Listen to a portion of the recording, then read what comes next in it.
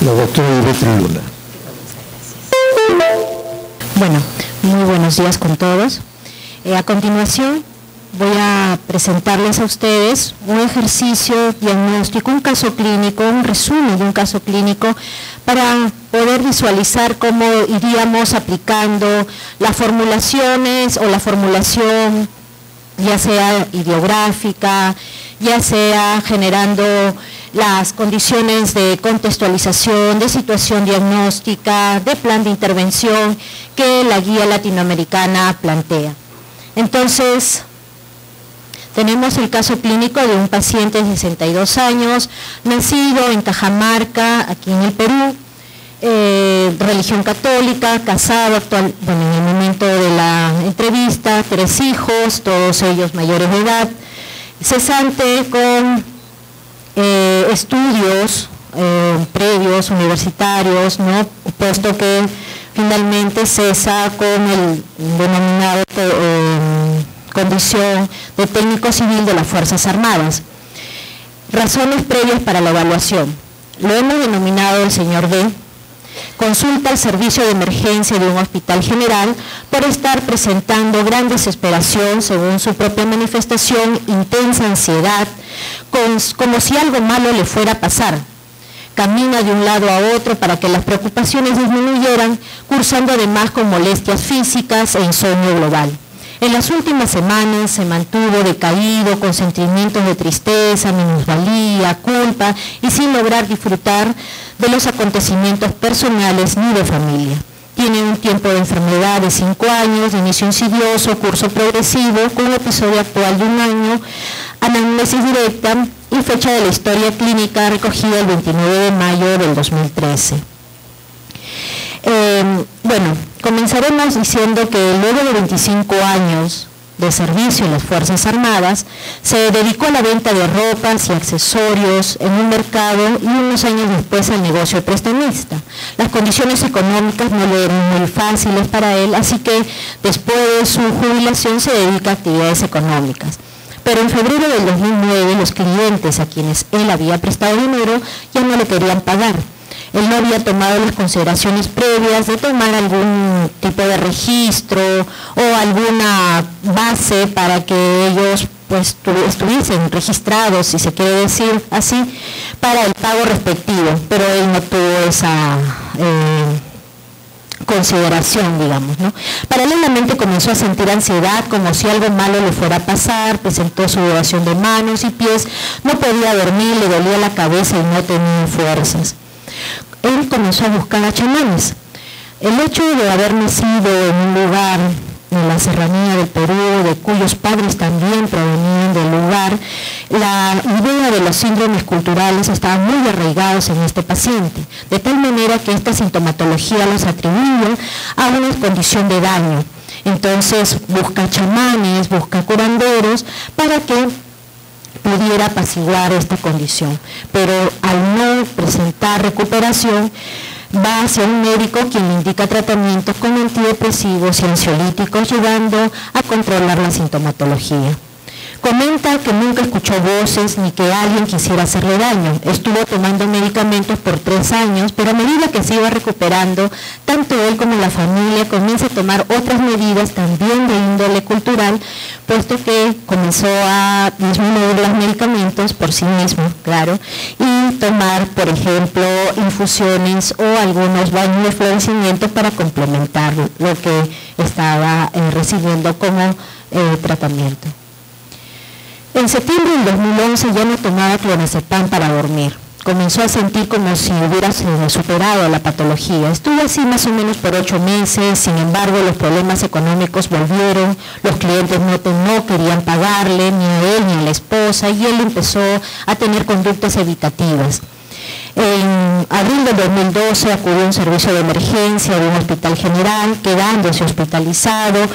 Luego sale, pero la mejoría no fue muy evidente, pues continuó sintiéndose mal por periodos largos, llegando a 6 meses continuos en ese estado. En abril del 2013 los problemas económicos empeoraron, se sumó a esta falta económica, estas dificultades económicas, la falta de dinero para pagar los estudios del hijo, y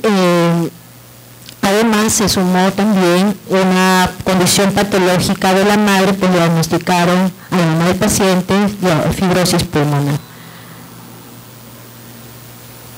A inicio de mayo del 2013, sus molestias somáticas como dolor de cabeza, sudoración de manos y pies, inquietud motora, así como dificultad para dormir y mantener el sueño, se incrementaron. Descuidó su alineo personal, no se preocupaba por su aseo ni su arreglo como antes y llegó a bajar de peso hasta de 80 a 57 kilos, pues ante un dolor de estómago él lo primero que pensó es que tenía cáncer, ¿no? Posteriormente, bajo los exámenes, se detectó que era una gastritis. La angustia manifestada llegó al punto que en esos momentos le pasaba la idea de tirarse por la ventana, acabar con toda esa preocupación y malestar constante, pero manifiesta que solo ocurrió cuanto más angustiado se sentía. A mediados del mes de mayo, 2 semanas antes de su ingreso, se mantuvo decaído y aquí comienza a asociarse o a adicionarse ya la sintomatología depresiva, con ánimo triste, sintiéndose culpable de los problemas de la familia, sin lograr disfrutar de los acontecimientos personales y familiares. Algunos datos sobre las condiciones de historia personal y social de nuestro paciente: quinto de 3 hermanos, infancia difícil, ayudaba en la agricultura, un padre impositivo que no repetía las cosas y él tenía que correr de manera inmediata a cumplir lo que se le pedía. Estudió solo hasta los 14 años en Cajamarca y luego viaja a Lima para continuar sus estudios. Tuvo una enamorada, su primera enamorada a los 18 años, con quien se casa finalmente. Postula a las Fuerzas Armadas, no ingresa como él hubiera querido ser un militar, finalmente ingresa como personal civil y trabajando 25 años en la institución. Obsesivo, preocupado por todas las cosas que realizaba, se estresaba y para calmar su ansiedad, su angustia, pues llegaba a tomar sus infusiones de manzanilla, ¿no? Una vida social reducida cuando ya comienza a tener la condición patológica, al punto de no frecuentar ni amigos muy cercanos y solo 1 o 2 estaban cerca. Como antecedentes médicos tenemos gastritis crónica, gastritis erosiva leve, diagnosticado por endoscopía. Llega a fumar desde los 18 años, media cajetilla, y posteriormente lo reduce a 1 o 2 cigarros por día. Estuvo tomando hasta 3 copas de vino y posteriormente lo fue disminuyendo a propósito del problema gástrico, no realiza actividad física, hábitos alimenticios totalmente alterados, puesto que había un predominio de ciertas proteínas y carbohidratos. Niega otras patologías físicas y psiquiátricas previas. Al costado de esto, nosotros planteamos y proponemos que, basado en una información de esta naturaleza, podemos utilizar algunos instrumentos que promueve la Asociación Mundial de Profesionales de la Salud, quienes, de alguna manera, con esta información, pues se pueda visualizar cuáles son aquellos puntos que puedan estar generando alguna condición posterior, ¿no?, para alguna patología, para el desencadenamiento de alguna patología, y poder promover más bien estilos de vida saludable o condiciones de mejora en lo que se ha estado detectando, ¿no? Y lo mismo sucede cuando hacemos la evaluación física. Si encontramos, por ejemplo, un índice de masa corporal a propósito del gran bajo peso que presenta nuestro paciente, ¿no?, que son puntos de alarma, y que no solo nos enfocaríamos en la condición propia de salud, sino prevenir aquellas condiciones de patologías que finalmente puedan empeorar la condición presente, ¿no? Este es uno de los instrumentos que propone la guía latinoamericana, denominada formulación ideográfica. Consta de 3 dimensiones importantes.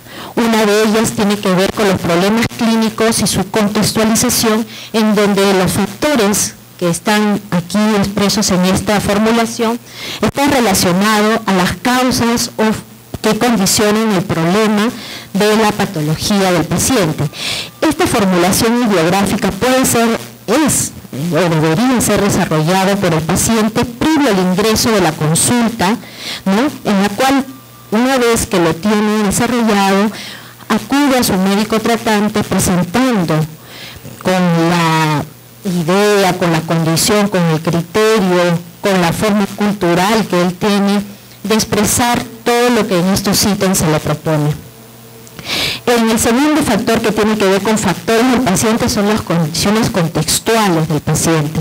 Por ejemplo, qué fortalezas tiene, qué recursos tiene propios, qué recursos tiene la familia, qué apoyo tiene de la familia, qué considera él que tiene sentido de vida para él.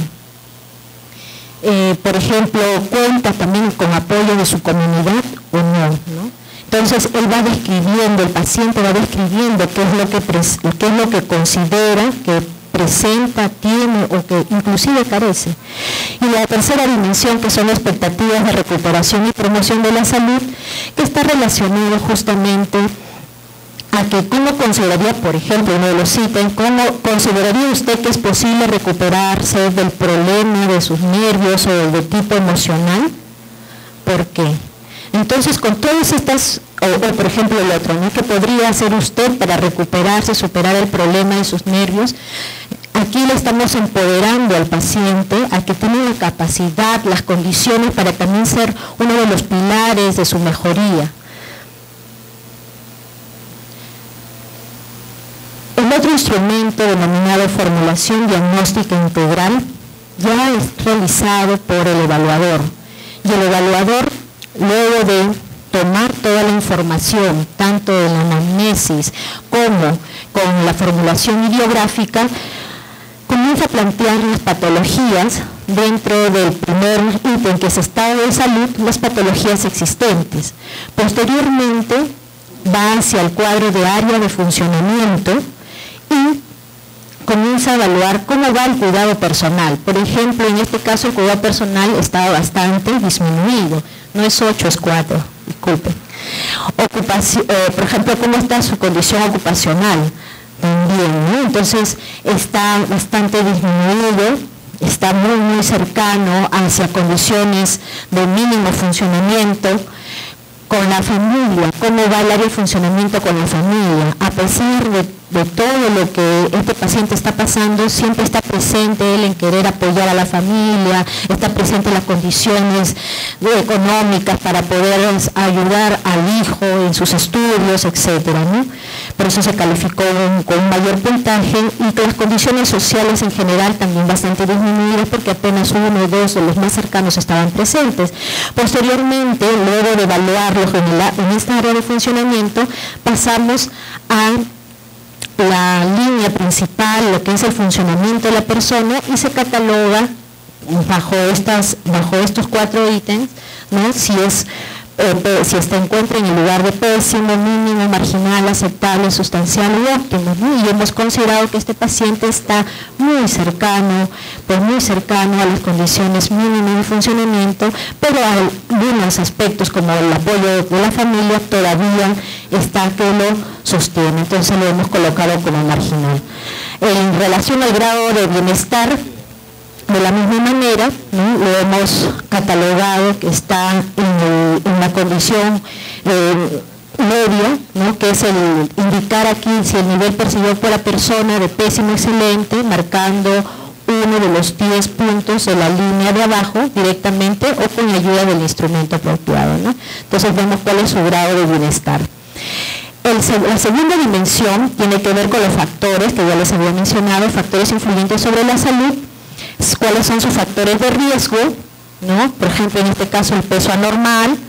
También vimos en la diapositiva, no lo mencioné, pero estaba ahí registrado una hiperglicemia, no muy alta, tiene historia de tabaquismo, tiene historia de alcoholismo, bueno, consumo de alcohol, digamos así, no alcoholismo, antecedentes familiares psiquiátricos, puesto que la mamá también menciona el paciente, mencionó que ella cursaba como una persona muy depresiva ante la presión constante del padre, ¿no? Trauma infantil severo, estrés duradero o severo, ¿no? Y luego y hay la posibilidad inclusive de colocar una información adicional. La infancia difícil ante un padre exigente, obsesivo, dando órdenes inmediatos, problemas económicos, por ejemplo, podemos ir colocando riesgo a nivel de glicemia, falta de actividad física, consumo de tabaco y alcohol, dieta no balanceada, etc.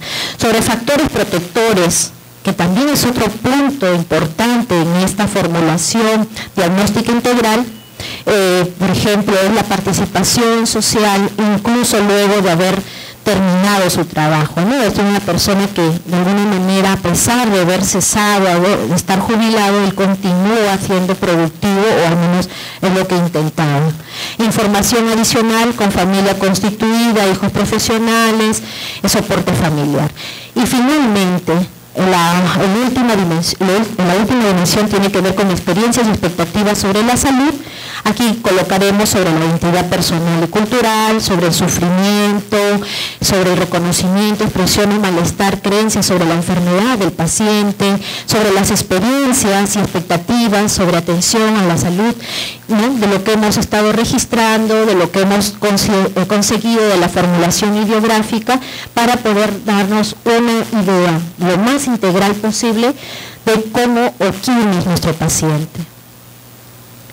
Y por último, este formato para el plan de atención clínica tiene 3 columnas principales. La columna de problemas, en donde no solo constan los ítems relacionados a patologías, a trastornos, o a enfermedades, sino también aquellas condiciones que no promueven su salud, como por ejemplo la falta de actividad física, los problemas socioculturales, ¿no? En la segunda columna, relacionada a las intervenciones.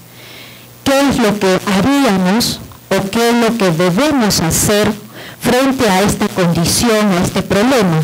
Si tenemos un episodio depresivo moderado, por ejemplo, utilizaríamos antidepresivos, utilizaríamos tratamiento farmacológico, hospitalización de ser requerido, cuánto tiempo, una idea de tiempo, ¿no?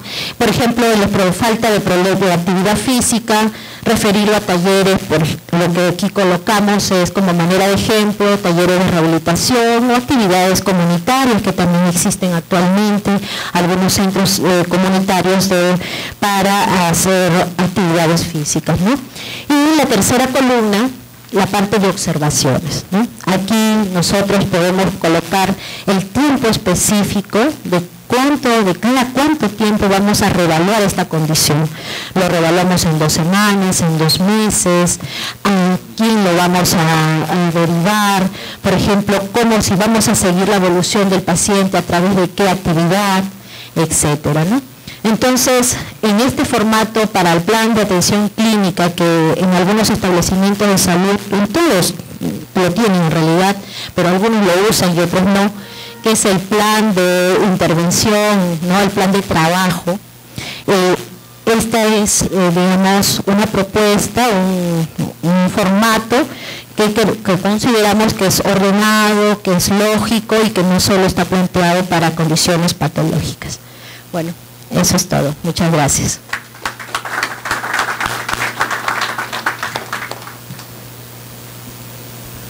Muchas gracias, doctora Luna. A continuación los invitamos a compartir un café. Adelante, por favor.